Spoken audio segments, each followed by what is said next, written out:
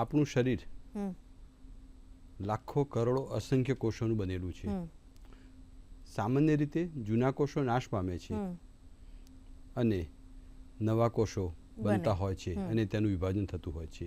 Cancer એટલે અસામાન્ય અને અનિયંત્રિત વૃદ્ધિ કોષોની જે થતી હોય છે તેને કેન્સર કહેવામાં આવે છે.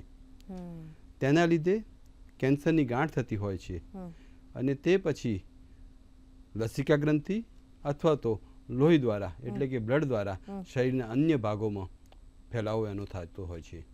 ઓર્ગન પ્રમાણે જોઈએ તો લગભગ 100 પ્રકારના કેન્સર ઓર્ગન પ્રમાણે એટલે કે oral cavity cancer, breast cancer, oesophageal cancer, cervical cancer, stomach cancer, colorectal cancer એ રીતે હોય છે. તે જ રીતે ત્વચા અને કોઈ પણ અંગ જે છે તેના અંદરના આવરણમાંથી જે ઉદ્ભવતા કેન્સર જે છે તેને કાર્સિનોમા કહેવામાં આવે છે. હાડકાં, કાર્ટિલેજ, માંસપેશી અને વેસલ્સ, બ્લડ વેસલ્સ માંથી જે ઉદ્ભવે છે તેને સાર્કોમા કહેવામાં આવે છે. અને લોહી અને લસિકા ગ્રંથિના જે કેન્સર હોય તેને લ્યુકેમિયા અને લિમ્ફોમા કહેવામાં આવે છે.